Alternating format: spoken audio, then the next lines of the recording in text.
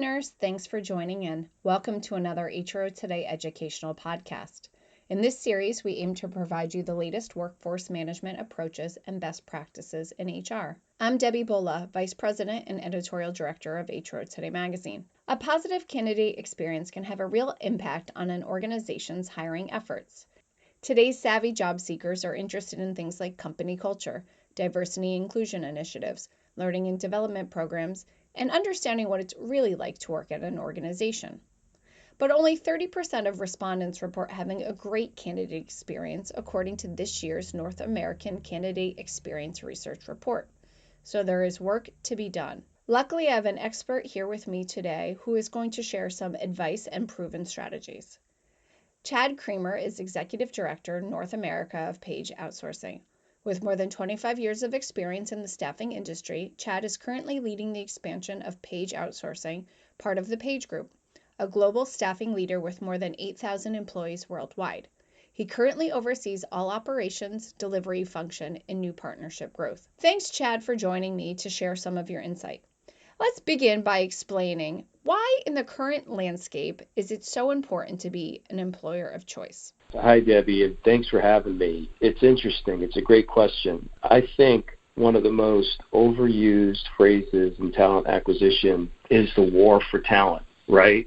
But it's real when you consider the current landscape, low unemployment rates, skills gap, the great resignation, pent-up hiring demand. So I think when you consider all those things, it leads to the perfect storm that makes it really hard for organizations to find top talent. In my opinion, it's pretty simple. Organizations have to differentiate themselves or at least stay competitive with other companies to attract the best talent in the marketplace. It's no longer an option.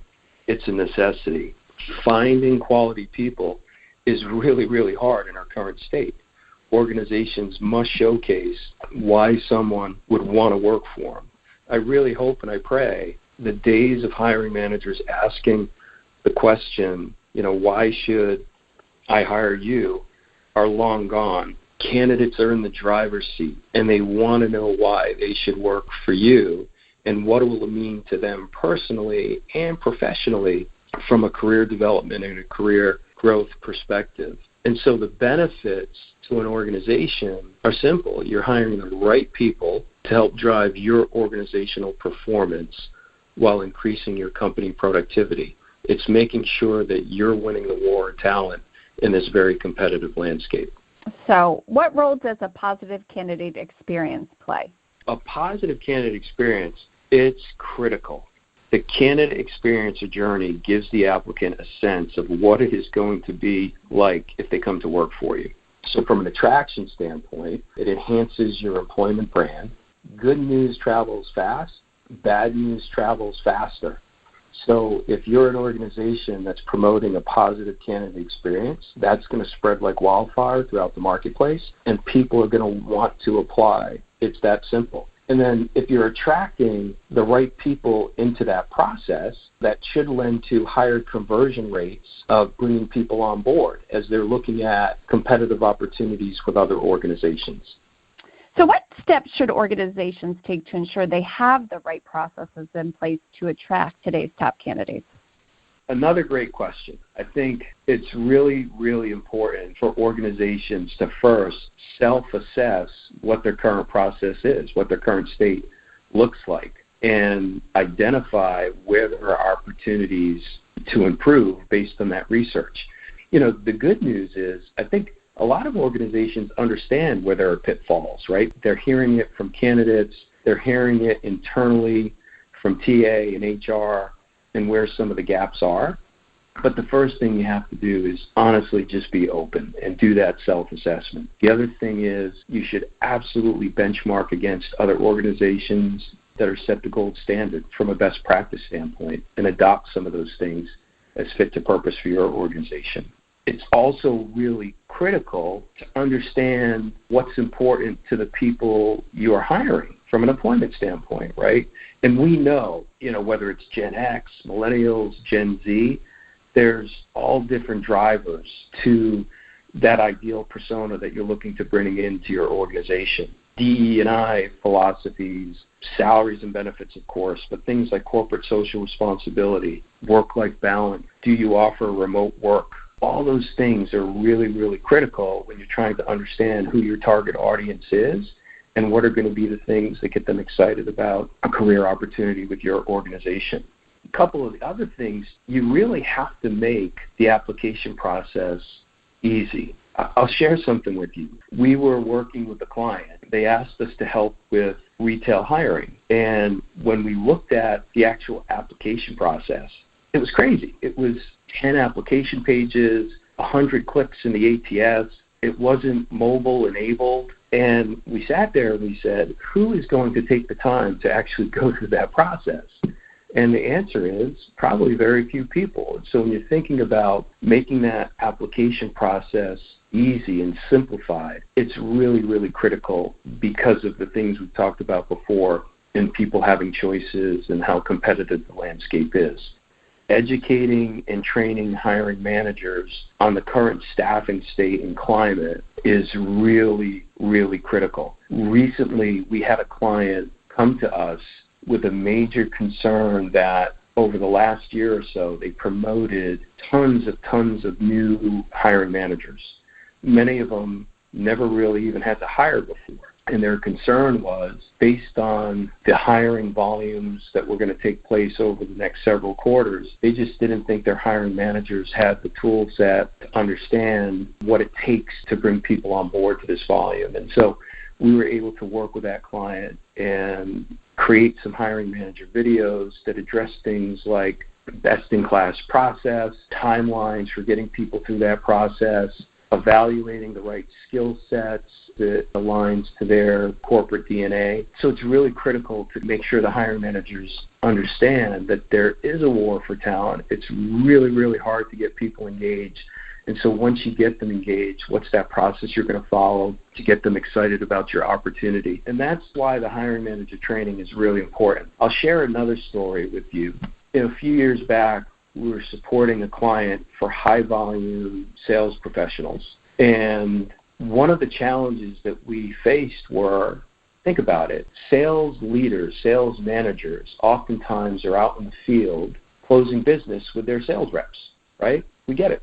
So as we were helping this client hiring hundreds of sales reps throughout the country, it became apparent really quickly as we were scheduling folks, there were a lot of rescheduled appointments. And when we peeled it back, right, the number one excuse was, well, I can't make it that day now because a prospect appointment fell on my calendar. And our pushback to them, and think about this for a second, our pushback to them was, hey, completely understand. You have a business to run. You have to go out there and sell. You need to help your sales reps close deals. That's really important. But think about this. That one deal that you're going out to hopefully close with your sales rep, let's just say the annual revenue for that deal was $100,000, right? The person that we're putting in front of you, potentially your next rock star sales professional, over the lifetime of their career at your organization, potentially could bring in $10 million of revenue for you. Like, that's the way you should look at talent. This is an investment.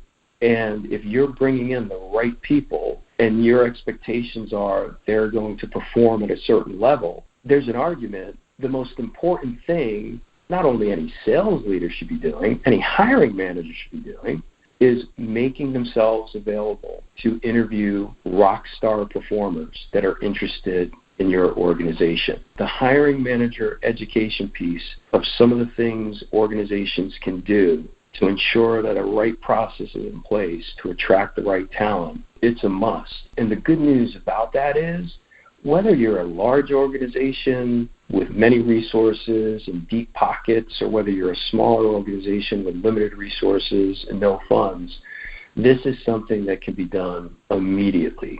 In addition to some of the things we talked about, having internal brand ambassadors within your organization that really have a passion for a positive candidate experience goes a long way, helps with adoption across the organization internally.